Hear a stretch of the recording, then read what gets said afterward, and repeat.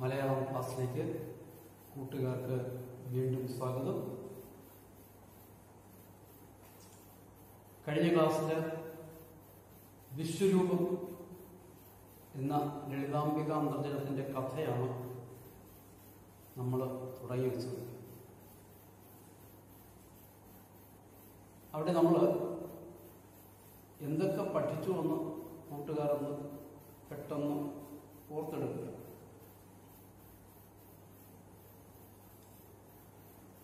അനുഭൂതികൾ ആവിഷ്കാരങ്ങൾ എന്ന ശീർഷകമാണ് ഈ യൂണിറ്റിലുള്ളത്. എന്താണ് അതിൻ്റെ ആശയം എന്ന് നമ്മൾ പരിചയപ്പെടും. തിരുവള്ളുവരുടെ തിരുക്കുറൾ അൻപതിലും അന്യരുളും ബന്ധമാബന്ധങ്ങൾ നൻപെന്ന മഹിത സൗഭാഗ്യം, ഈ വരികളുടെ സമകാലിക പ്രസക്തി നമ്മൾ പരിശോധിച്ചു. പിന്നെ നമ്മൾ ലളിതാംബിക അന്തർജനത്തിന്റെ ഒരു ചെറിയ ജീവചരിത്രം നമ്മൾ മനസ്സിലാക്കി. വിശ്വരൂപം എന്ന കഥയിലേക്ക് വന്നു. ആ പേരിന്റെ പ്രസക്തി നമ്മളൊന്ന് ചർച്ച ചെയ്തു പോയി. പിന്നെ ഈ കഥയുടെ പ്രമേയം, ഇതിവൃത്തം, ഇത്രയുമാണ് നമ്മൾ കഴിഞ്ഞ ക്ലാസ്സിൽ മനസ്സിലാക്കിയത്. കൂട്ടുകാർ അത് പെട്ടെന്ന് ഓർമ്മിച്ചെടുക്കും. നമ്മൾ കഥയുടെ ഒരു വിലയിരുത്തലിലേക്ക് കടക്കാം. കഥയിലേക്ക് കടക്കുമ്പോൾ നമ്മൾ ഇതിലെ കഥാപാത്രങ്ങൾ ആരൊക്കെ എന്ന് മനസ്സിലാക്കണം. ഞാൻ ഇതിവൃത്തം പറഞ്ഞപ്പോൾ തന്നെ കഥാപാത്രങ്ങളെ മുഴുവൻ പരിചയപ്പെടുത്തി. പ്രധാനമായി 3 കഥാപാത്രങ്ങളാണ് ഈ കഥയിലുള്ളത്. ഒന്ന് മിസ്റ്റർ തലത്ത്, 2 മിസ്സിസ് തലത്ത്, 3 സുധീർ.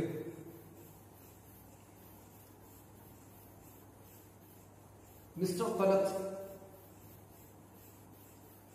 വിദേശ രാജ്യങ്ങളിൽ, പ്രത്യേകിച്ച് ന്യൂയോർക്കിലും ലണ്ടനിലുമൊക്കെ അംബാസഡറായി, അംബാസഡർ എന്ന് വെച്ചാൽ കൂട്ടുകാർക്കറിയാം, ഒരു രാജ്യത്തിന്റെ നയങ്ങൾ തന്ത്രപരമായി നടപ്പിലാക്കുന്ന ഉദ്യോഗസ്ഥനാണ്. നയതന്ത്ര പ്രതിനിധി എന്ന് നമ്മൾ വിളിക്കും.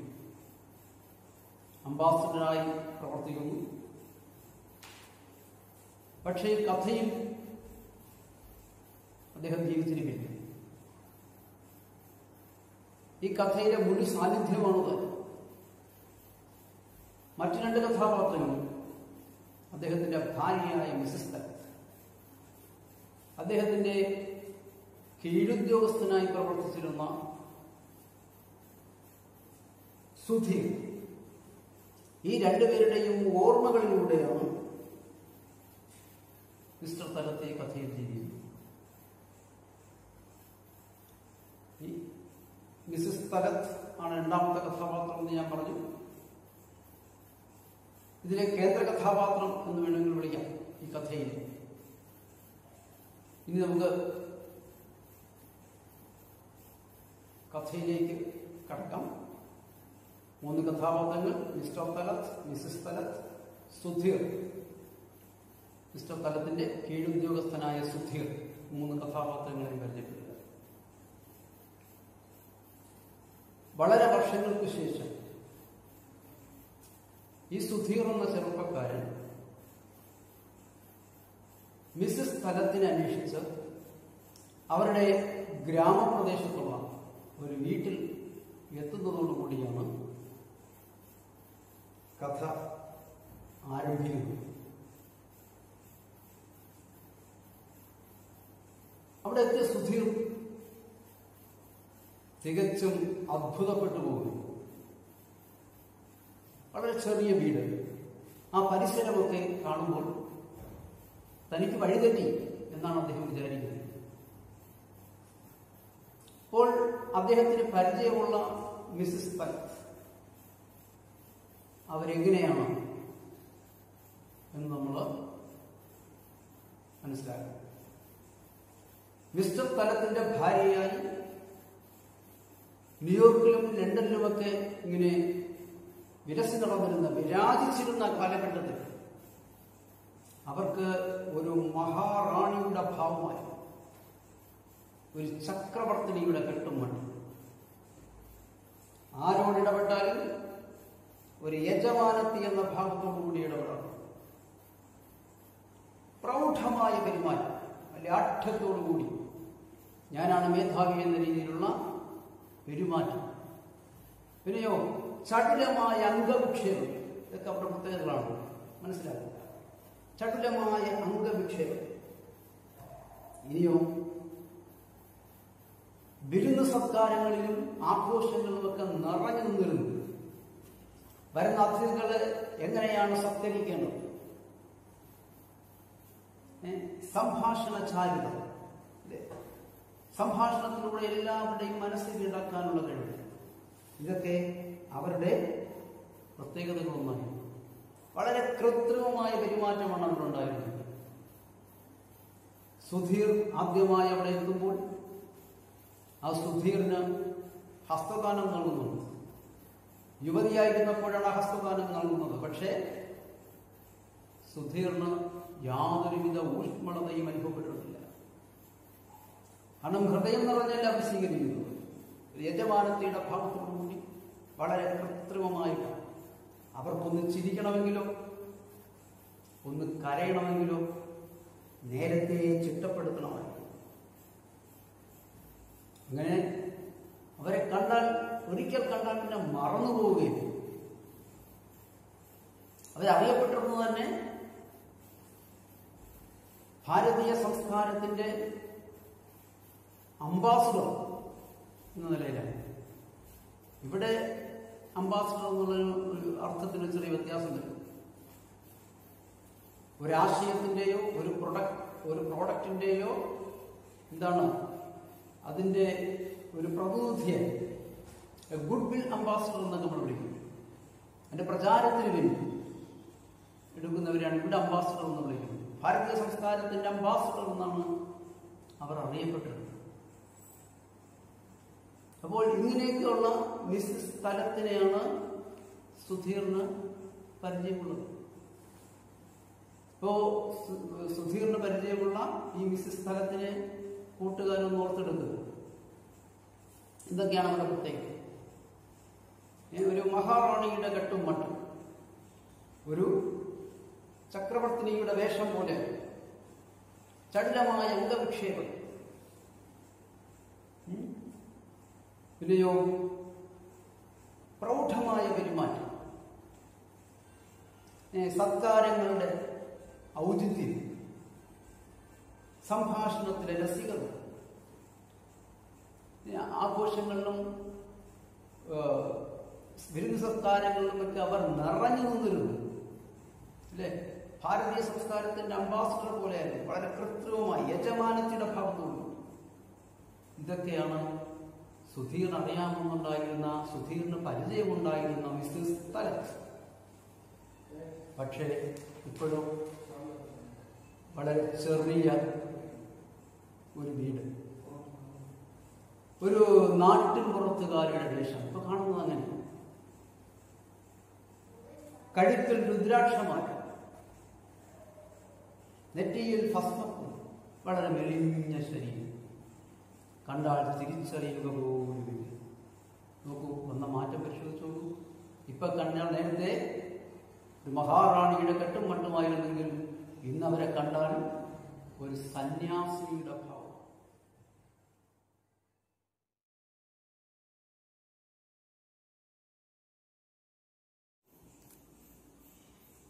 കൂട്ടുകാർ, ഇന്ന് നമ്മൾ പഠിച്ചതൊക്കെ ഒന്ന് ഓർമ്മയിലേക്ക് കൊണ്ടുവരിക. സുധീർ മിസ്സിസ് തലത്തിനെ അന്വേഷിച്ച് വരുന്നതാണ് കഥയുടെ തുടക്കമെന്ന് നമ്മൾ. അദ്ദേഹം അത്ഭുതപ്പെടുന്നു. അതിൻ്റെ കാരണമാണ് അവിടെ രണ്ട് കാര്യങ്ങളുണ്ട്. ഒന്ന് അവിടെ രൂപത്തിലും ഭാവത്തിലുള്ള മാറ്റം, രണ്ട് അവരുടെ പെരുമാറ്റത്തിൽ, അവരുടെ പെരുമാറ്റം മുമ്പ് എങ്ങനെയായിരുന്നു. എന്നാൽ ഇന്ന് എന്ത് മാറ്റമാണ് വന്നിരിക്കുന്നത്? അവരുടെ രൂപത്തിലുണ്ടായ മാറ്റം, അവരുടെ പെരുമാറ്റത്തിലുണ്ടായ മാറ്റം. അത് കഴിഞ്ഞിട്ട് നമ്മൾ അമ്മയിലേക്കുള്ള അവരുടെ തെറ്റുകൾ മനസ്സിലാക്കി അമ്മയിലേക്കുള്ള ഒരു മാറ്റം നമ്മളുടെ സുധീർ ഇവിടെ മകനും മിസ്സിസ് തലത്ത് അമ്മയുമായി പരിണമിക്കുകയാണ്. അതിനുശേഷം സുധീർ തിരിച്ചു പോകാൻ സമയത്ത് മിസ്സിസ് തലത്ത് നൽകുന്ന ഉപദേശം, ആ ഉപദേശത്തോടു കൂടിയാണ് അവർ മാതൃത്വത്തിൻ്റെ വിശ്വരൂപത്തിലേക്ക് ചെയ്യുന്നത്. ഇവിടെ കൂട്ടുകാർ അടുത്ത ക്ലാസ്സിലത്തേക്ക് 2 വർക്കുകൾ ചെയ്ത് സൂക്ഷിക്കണം. മറ്റു കാര്യങ്ങൾ ഈ പാഠഭാഗവുമായി ബന്ധപ്പെട്ട് നമുക്ക് ഒരുപാട് വിശകലനം ചെയ്യാനുണ്ട്. അതിന് ഒരു ക്ലാസ് കൂടെ വേണ്ടി വരും. ഇപ്പോൾ 2 വർക്കുകൾ. ഒന്ന്, ഞാൻ ഈ പാഠഭാഗം അവതരിപ്പിക്കുന്നതിനിടയ്ക്ക് സൂചിപ്പിച്ച ഉള്ളൂരിൻ്റെ 2 വരികൾ. നമുക്ക് നാമേ പണിവത് നാഗം നരകവും അതുപോലെ. നമുക്ക് കൂട്ടുകാരൊന്ന് കുറിച്ച് വയ്ക്കണം. നമുക്ക് നാമേ പണിവത് നാഗം നരകവും അതുപോലെ. അതായത് നമ്മുടെ ജീവിതത്തിലെ സുഖസന്തോഷങ്ങളുടെ കാരണം നമ്മൾ തന്നെ. ഈ വരികളുടെ പ്രസക്തി നമ്മുടെ മിസ്സിസ് തലത്ത് എന്ന കഥാപാത്രത്തിനെ അടിസ്ഥാനമാക്കുന്നത് ചോദ്യം ഓർമ്മിക്കുക. നമുക്ക് നാമേ പണിവത് നാഗം നരകം അതുപോലെ എന്ന ഉള്ളൂരിൻ്റെ വരികളുടെ പ്രസക്തി മിസ്സിസ് തലത്തിൻ്റെ ജീവിതവുമായി ബന്ധപ്പെട്ട് വന്നിരിക്കുന്നു. ഇനി ഈ കഥയുടെ അവസാനം മിസ്സിസ് തലത്ത് അമ്മയുടെ വിശ്വരൂപത്തിലേക്ക് എത്തിച്ചേരുന്നു നമ്മൾ കണ്ടു. അവ വിശ്വരൂപം എന്ന വാക്കിന്റെ ഈ കഥയിലെ പ്രസക്തി മനസ്സിലായിട്ടുണ്ട്. അത് പലപ്പോഴും 4 മാർക്കിനും 2 മാർക്കിനും 6 മാർക്കിനുള്ള എസ്സേ ക്വസ്റ്റ്യനായിട്ടും ചോദിച്ചു കണ്ടു. വിശ്വരൂപം എന്ന ഹെഡിങ് നമ്മുടെ മിസ്സിസ് തലത്തിന്റെ ജീവിതവുമായി ബന്ധപ്പെട്ട് അവതരിപ്പിക്കും. അതിന്റെ പ്രസക്തി തൽക്കാലം 4 മാർക്കുള്ള ചോദ്യമായി ആ ശീർഷകത്തിന്റെ ഔചിത്യം ഒന്ന് അവതരിപ്പിച്ചിരിക്കണം. 2 ചോദ്യങ്ങൾ. നമുക്ക് നാമേ പണിവത് നാഗം നരകവും അതുപോലെ, അത് മിസ്സിസ് തലത്തിന്റെ ജീവിതവുമായി ബന്ധപ്പെട്ട് അവതരിപ്പിക്കുക. രണ്ടാമത്തെ ചോദ്യം 2 4 മാർക്കുള്ള ചോദ്യങ്ങളാണ്. വിശ്വരൂപം എന്ന ശീർഷകത്തിന്റെ പ്രസക്തി അവതരിപ്പിക്കുക. മറ്റ് ചോദ്യങ്ങളും കൂടുതൽ പരീക്ഷ ലക്ഷ്യമാക്കിയുള്ള കൂടുതൽ വിശകലനങ്ങൾ നമുക്ക് അടുത്ത ക്ലാസ്സിൽ പരിചയപ്പെടാം.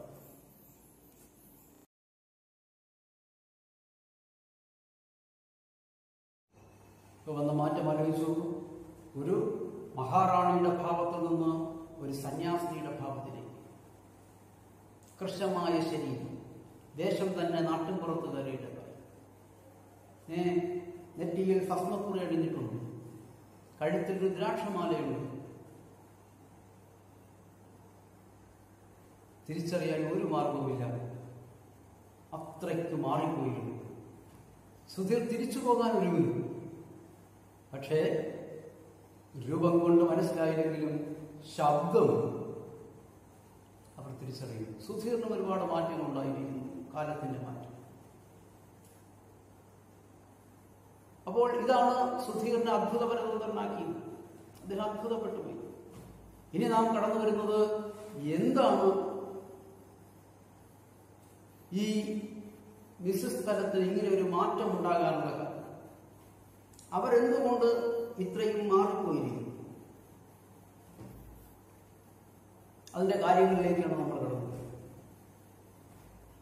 ഇന്നവർ മിസ്സിസ് തലത്തല്ല, താഴത്ത് കുഞ്ഞിക്കുട്ടി അമ്മയായി, പഴയ പേര് താഴത്ത് കുഞ്ഞിക്കുട്ടി അമ്മയായി അവർ ഇന്ന് കഴിഞ്ഞുകൂടുകയാണ്. അവർക്ക് 4 മക്കളുണ്ടായി.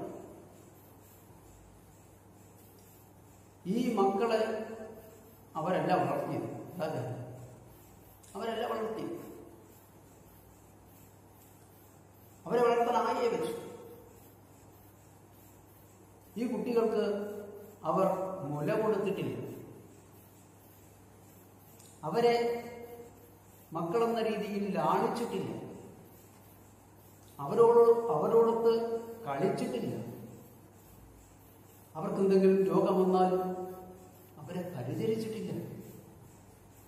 അവർ തെറ്റ് കാണിച്ചാൽ അവരെ ശാസിച്ചിട്ടില്ല. നോക്കൂ, പിന്നെ എങ്ങനെയാണ് ഒരമ്മയ്ക്ക് തൻ്റെ മക്കളുമായി നല്ല ബന്ധമുണ്ടാവും? അവരുടെ സ്വഭാവത്തിന്റെ പ്രത്യേകത അറിയണമെങ്കിൽ വേറൊന്ന്, അവരുടെ അമ്മ, മിസ്സിസ് സ്ഥലത്തിന്റെ അമ്മ തന്നെ ഇടയ്ക്കിടയ്ക്ക് അവരെ കാണണം എന്നാവശ്യപ്പെട്ടിരുന്നു. ഒരിക്കൽ പോലും മിസ്സിസ് സ്ഥലത്ത് കാണാൻ പോയി. മക്കൾ വളർന്നത് ബോർഡിങ്ങുകളിലാണ്, അല്ലെങ്കിൽ ഹോസ്റ്റലുകളിലാണ്. അപ്പോൾ ഒരമ്മയിൽ നിന്ന് കുട്ടികൾക്ക് എന്താണോ ലഭിക്കേണ്ടത് അത് ഈ കുട്ടികൾക്ക് ലഭിക്കുന്നില്ല. സ്വാഭാവികമായി കുട്ടികളിൽ നിന്ന് മാനസികമായി ഈ അമ്മ മാറിപ്പോയിരുന്നു, അകന്നു കഴിഞ്ഞിരുന്നു. പൗരസ്ത്യ സംസ്കാരം തന്നെ നമ്മുടെ മിസ്സിസ് സ്ഥലം മറന്നു കഴിഞ്ഞിരുന്നു. മക്കളെ പരിചരിക്കുക, അച്ഛനമ്മമാരെ ദൈവത്തിന് തുല്യം കരുതുക, ഇതൊക്കെയാണ് ഭാരതീയ സംസ്കാരത്തിന്റെ പ്രത്യേകത. ആ സംസ്കാരം തന്നെ അവർ മറന്നുപോയിരുന്നു. അപ്പോൾ അവർ എന്താണോ കൊടുത്തത് അത് അവർക്ക് തിരിച്ചു കിട്ടും. നാം കൊടുക്കുന്നത് നമുക്ക് തിരിച്ചു കിട്ടും. നമ്മുടെ ജീവിതത്തെ സുഖകരമാക്കുന്നതും ദുഃഖകരമാക്കുന്നതും നമ്മൾ തന്നെയാണ്. ഇതേ നമുക്ക് നാമേ പണിവത് നാഗം നരകവും അതുപോലെ എന്നൊരു ചൊല്ലുണ്ട്. എന്നൊരു കവിത ഉള്ളൂരിൻ്റെതാണ്. നാഗമെന്ന് വെച്ചാൽ സ്വർഗം. നമ്മുടെ ജീവിതത്തിൽ നമുക്ക് സ്വർഗമാണെങ്കിൽ, സന്തോഷമാണെങ്കിൽ അതിന് ഉത്തരവാദികൾ നമ്മളാണ്, നമ്മുടെ പ്രവർത്തിയുടെ ഫലമാണ്. നാം ദുഃഖമാണ് നമ്മുടെ ജീവിതത്തിലേക്ക് കടന്നു വരുന്നതെങ്കിൽ അതിന് കാരണവും നമ്മുടെ പ്രവൃത്തിയുടെ ഫലമാണ്. ഇവിടെ അമ്മ മക്കൾക്ക് കൊടുക്കേണ്ട ലാളനയും സ്നേഹവും നൽകിയില്ല. സ്വാഭാവികമായി കുട്ടികൾ അമ്മയോട് ഇടപെടുന്നത് ഒരു ഭംഗിവാക്കുകൾ, നമ്മുടെ മിസ്സിസ് തരത്തിന്റെ വാക്കുകൾ കടമെടുത്താൽ അവർ പറയുന്നതൊക്കെ ഭംഗി വാക്കുകളാണെന്നവർ തിരിച്ചറിയുന്നു. നോക്കൂ, പക്ഷേ കാലം അവരെ മാറ്റിമറിച്ചു. കാലത്തിനും ദേശത്തിനും അനുസരിച്ച് മാറി. ഇന്ന് തന്റെ തെറ്റുകൾ അവർ മനസ്സിലാക്കിയിരിക്കുന്നു. തന്റെ തെറ്റുകൾ മനസ്സിലാക്കി അവർ ഒരമ്മയായി പരിണമിച്ചു കൊണ്ടിരിക്കുന്നു.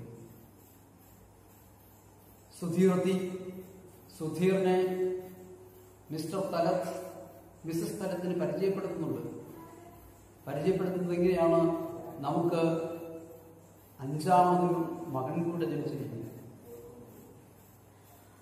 പക്ഷേ ഒരു പ്രത്യേകതയുണ്ട്, ഇവൻ കുറച്ചു കാലം നമ്മോട് കൂടെ ഉണ്ടായിരിക്കും. അപ്പോൾ തന്റെ മക്കൾ തങ്ങളുടെ കൂടെ ഉണ്ടാവുകയില്ല എന്ന് അവർക്ക് നേരത്തെ അറിയാമായിരുന്നു. അന്ന് ഒരു മകന്റെ ഭാവത്തോടു കൂടി സുധീറിനോട് മിസ്സിസ് തലത്ത് ഇടപെട്ടിട്ടില്ല. എന്നാൽ ഇന്ന് ഒരമ്മയുടെ ഭാവത്തോടു കൂടി മിസ്സിസ് തലത്ത് അവനെ സ്വീകരിക്കുകയാണ്. ഞാൻ നേരത്തെ പറഞ്ഞു, ആദ്യമായി കാണുമ്പോൾ മിസ്സിസ് തലത്ത് സുധീറിന് ഹസ്തദാനം ചെയ്യുന്നുണ്ട്. പക്ഷേ സുധീറിന് യാതൊരു വിധമായ ഊഷ്മളതയും സ്നേഹവായ്പും അനുഭവപ്പെടുന്നില്ല. എന്നാൽ ഇന്ന് ഈ വാർദ്ധക്യത്തിൽ മിസ്സിസ് തലത്ത് സുധീറിന് ആലിംഗനം ചെയ്യുമ്പോൾ ഒരമ്മയുടെ വാത്സല്യവും സ്നേഹവും ആ ഊഷ്മളതയും ഇന്ന് സുധീർ അനുഭവിക്കുകയാണ്. കാരണം അവർ ഒരമ്മയായി പരിണമിച്ചു കഴിഞ്ഞിരുന്നു. ഒരമ്മയുടെ വാത്സല്യത്തോടുകൂടി അവനെ സ്വീകരിക്കുന്നു. ഒരമ്മ മകനെ തീറ്റിക്കുന്നത് പോലെ അവർ തീറ്റിക്കുന്നു. അവർ അവരുടെ മക്കളെ അങ്ങനെ തീറ്റിച്ചിട്ടില്ല. സ്വയം പാചകം ചെയ്ത ഭക്ഷണം ഒരമ്മയുടെ വാത്സല്യത്തോടുകൂടി അവൻ പകർന്നു കൊടുക്കുന്നു. അവനും അമ്മയുടെ ഭാവം തിരിച്ചറിയുന്നു. സ്വന്തം അമ്മ നൽകുന്നത് പോലുള്ളൊരു സുഖം അവൻ അനുഭവിക്കുകയാണ്. എൻ്റെ അമ്മ പകർന്നു തരുന്ന ഭക്ഷണം പോലുണ്ട് എന്ന് അവൻ പറയുന്നുണ്ട്. ഇവിടെ നമ്മുടെ മിസ്സസ് തലത്ത് ഒരമ്മയായി പരിണമിച്ചു കഴിഞ്ഞിരുന്നു. ഈ അനുഭവങ്ങളാണ് അവരെ ഈ ഒരു മാറ്റത്തിലേക്ക് വഴിതെളിച്ചത് എന്ന് നമുക്ക് മനസ്സിലാക്കാൻ കഴിയും. സുധീർ തിരിച്ചു പോകാൻ തിരിച്ചുപോയ സുധീറിനെ മിസ്സസ് തലത്ത് പിടിച്ചു നിർത്തിയിട്ട് ചില ഉപദേശങ്ങൾ കൊടുത്തു. നീ നിന്റെ വരാൻ പോകുന്ന ഭാര്യയോട് പറയണം, മക്കളെ വളർത്താൻ ആയയെ വയ്ക്കരുത്, അവരെ ഹോസ്റ്റലിലോ ബോർഡിങ്ങുകളിലോ ചേർക്കരുത്. അമ്മ തന്നെ വളർത്തണം, അമ്മ തന്നെ ലാളിക്കണം, അമ്മ അവരോടുകൂടി കൂട്ടുകൂടണം. അവരെ ലാളിക്കുകയും വാത്സല്യത്തോടു കൂടി നോക്കുകയും വേണം. അവരെ ശുശ്രൂഷിക്കണം, തെറ്റ് കണ്ടാൽ ശിക്ഷിക്കണം. എങ്കിൽ മാത്രമേ കുട്ടികൾ അമ്മയുടെ ഭാഗവും അമ്മ കുട്ടികളുടെ ഭാഗവുമായി മാറുകയുള്ളൂ. എങ്കിൽ മാത്രമേ അവർ തമ്മിലുള്ള ആത്മബന്ധം ഉണ്ടാവുകയുള്ളൂ, നല്ല ഊഷ്മളമായ ബന്ധം ഉണ്ടാവുകയുള്ളൂ. എങ്കിൽ മാത്രമേ വാർദ്ധക്യം ആനന്ദകരമാവുകയുള്ളൂ എന്ന് പറയുമ്പോൾ സുധീർ ഇവിടെ മിസ്സിസ് തലത്തിൽ അമ്മയുടെ വിശ്വരൂപം, ഈ പ്രപഞ്ചമാകെ നിറഞ്ഞു നിൽക്കുന്ന അമ്മയുടെ വാത്സല്യത്തിന്റെ കരുതലിന്റെ സ്നേഹത്തിന്റെ ആ വിശ്വരൂപം മനസ്സിലാക്കുകയാണ്, കാണുകയാണ് ചെയ്യുന്നത്. ഇവിടെ ഇന്ന് ആധുനിക കാലത്ത് നമുക്ക് വളർന്നു വരുന്ന ഈ കൂടി വരുന്ന വൃദ്ധസദനങ്ങളിൽ നമുക്കറിയാം, ആശുപത്രികളിലും ആരാധനാലയങ്ങളിലും ഒക്കെ ഉപേക്ഷിക്കപ്പെടുന്ന വൃദ്ധരായ മാതാപിതാക്കൾ നമുക്കറിയാം. പട്ടിക്കൂട്ടിലടച്ചിടുന്ന, വീടിന്റെ ഏതെങ്കിലും ഒരു കോണുകളിലേക്ക് തള്ളപ്പെടുന്ന വാർദ്ധക്യം നമുക്കറിയാം. അത് ഇന്ന് കേരളം നേരിടുന്ന വാർദ്ധക്യത്തിന്റെ ഒരു ഭീകരമുഖമാണ്. ഇതിൻ്റെയൊക്കെ ഒരു പരിഹാരമാണ് യഥാർത്ഥത്തിൽ ഈ കഥയിലൂടെ ഇവിടെ ആവിഷ്കരിക്കുന്ന അമ്മയുടെ വിശ്വരൂപം.